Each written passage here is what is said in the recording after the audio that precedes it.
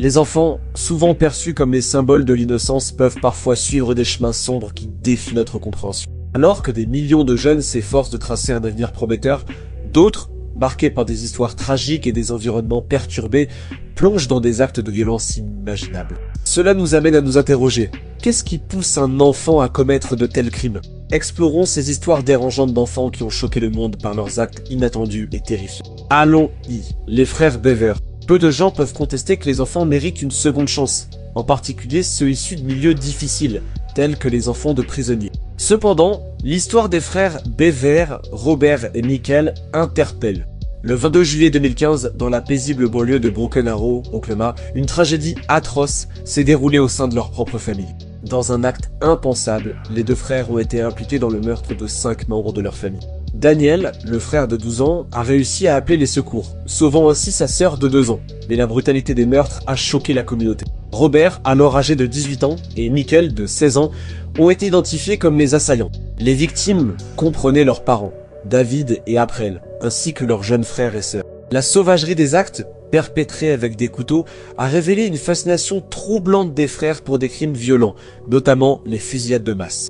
Leur obsession pour des événements tragiques, comme le massacre de Columbine, a été mise au jour lors des enquêtes.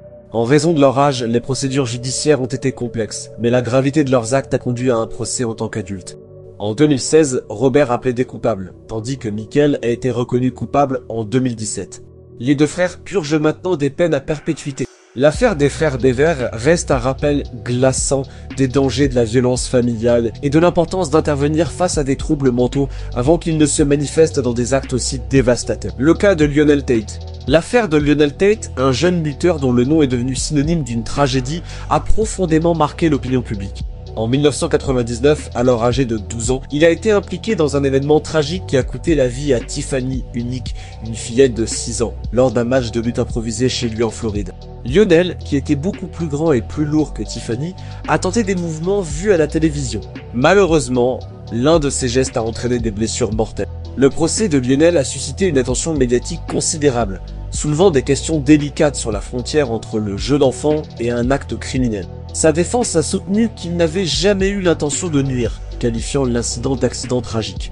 En revanche, l'accusation a affirmé que la gravité des blessures subies par Tiffany révélait une intention malveillante, plaidant pour une responsabilité au même titre qu'un adulte. En 2001, Tate a été reconnu coupable de meurtre au premier degré, devenant ainsi le plus jeune américain à recevoir une telle condamnation.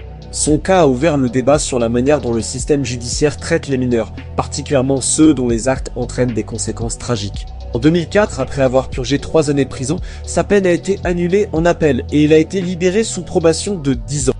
Malheureusement, ses rêves de devenir lutteur professionnel ont été brisés. L'affaire de Lionel Tate reste un exemple poignant des dilemmes moraux et juridiques liés au comportement violent chez les jeunes. L'affaire Roxana Sikorski. Peu de gens pourraient concevoir la tournure troublante que la vie de Roxana Sikorski, une adolescente de 15 ans, allait prendre. Son histoire commence dans un quartier calme, mais se transforme en une tragédie glaçante. Roxana, apparemment ordinaire, se lie d'amitié avec Michael Rivera, un jeune homme de 22 ans au passé tumultueux.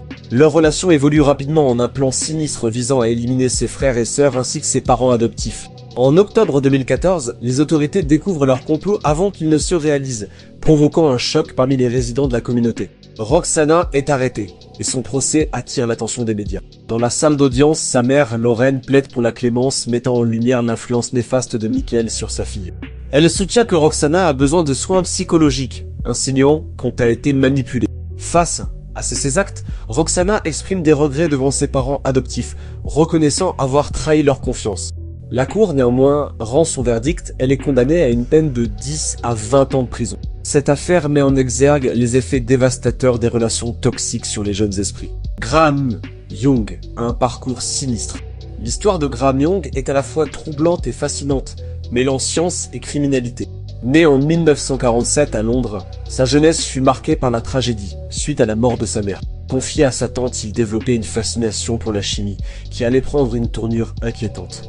À 13 ans, il expérimentait avec des poisons sur des membres de sa famille, utilisant des thés empoisonnés. Ce comportement troublant ne suscita des soupçons qu'après la maladie de sa belle-mère, résultant d'une ingestion de poison qui entraîna son décès. Les autorités, alertées par des comportements étranges et des antécédents de Young, l'interrogèrent et il avoua avoir empoisonné des proches. En 1962, il fut interné dans un hôpital psychiatrique en raison de son jeune âge, échappant ainsi à des poursuites criminelles pour meurtre. Mais le retour à la liberté, en 1970, marqua le début d'une nouvelle série d'événements sinistres. Désireux de prouver sa capacité à tuer, Young trouva un emploi dans un laboratoire militaire, où il commença à empoisonner ses collègues avec du thallium. Sa connaissance de la toxicologie lui permit de passer inaperçu jusqu'à ce qu'une enquête soit lancée à la suite des maladies suspectes de ses camarades. Les policiers découvrirent des journaux détaillant ses expériences meurtrières, conduisant à son arrestation en 1972. Graham Young fut condamné à la réclusion à perpétuité, laissant derrière lui une empreinte indélébile sur la société. Son histoire soulève des questions sur la nature du mal et les conséquences d'une enfance troublée. James Fairweather. James Fairweather, un nom auparavant peu connu, s'est rapidement imposé comme une figure de terreur au Royaume-Uni à la fin de son adolescence. Né en 1999, il a entamé une série de meurtres terrifiants qui ont laissé une empreinte indélébile sur les communautés touchées et soulevé de profondes interrogations sur les raisons qui l'ont poussé sur ce chemin meurtrier. La spirale de violence de Fairweather a débuté en 2014, alors qu'il n'avait que 15 ans. Sa première victime, James Hatfield, un homme de 33 ans souffrant de lésions cérébrales, a été poignardé plus de 100 fois dans un parc de Colchester, Essex, dans une attaque d'une brutalité effroyable et inexplicable. 2 mois plus tard, il a tué Naïd Al-Mania, une étudiante saoudienne de 31 ans, dans des circonstances tout aussi atroces. Les motifs derrière ces meurtres semblaient totalement arbitraires, instillant la peur et la paranoïa parmi les habitants de Colchester. Les forces de l'ordre ont lancé une vaste chasse à l'homme pour retrouver le tueur, mobilisant la communauté dans des efforts de précaution. Fairweather, avec son apparence juvénile et ordinaire, a déconcerté les enquêteurs. Sa chute est survenue en mai 2015, lorsqu'il s'est vanté de ses crimes auprès d'amis, ce qui a conduit à son arrestation. Son procès a révélé un esprit troublé, marqué par une fascination pour des tueurs notoires tels que Ted Bundy et le Yorkshire Ripper, renforcé par des influences négatives telles que les jeux vidéo violents. En avril 2016, Fairweather a été reconnu coupable des meurtres et condamné à purger une peine de réclusion à perpétuité, avec une peine minimale de 27 ans. Son cas soulève des questions cruciales sur la santé mentale et les influences sociétales dans la genèse de la violence chez les jeunes. Le cas de Mary Bell. Mary Bell, souvent surnommée la strangulatrice de Newcastle, est une figure tristement célèbre de l'histoire criminelle britannique.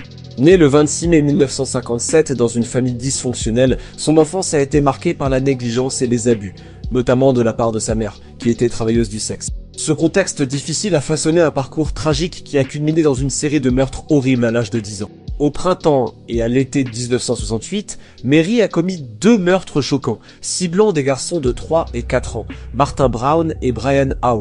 Les détails de ces crimes étaient particulièrement atroces, impliquant strangulation et mutilation, avec des tentatives pour faire passer les décès pour accidentels. La communauté a rapidement été plongée dans la terreur, et les soupçons se sont portés sur Mary et son amie, Norma, qui se comportaient de manière étrange durant les enquêtes. Le procès de Mary, qui s'est tenu en décembre 1968, a été un événement marquant, soulevant des questions sur la capacité des jeunes à commettre des actes de violence extrême. Ces histoires tragiques de jeunes auteurs de crimes choquants soulignent la complexité des influences psychologiques, sociales et environnementales sur leur comportement. Elles apportent un éclairage sur la nécessité d'une vigilance accrue et d'intervention précoce pour prévenir la violence chez les jeunes. Un appel à la responsabilisation et à une compréhension plus profonde de la jeunesse est impératif pour éviter de telles tragédies à l'avenir.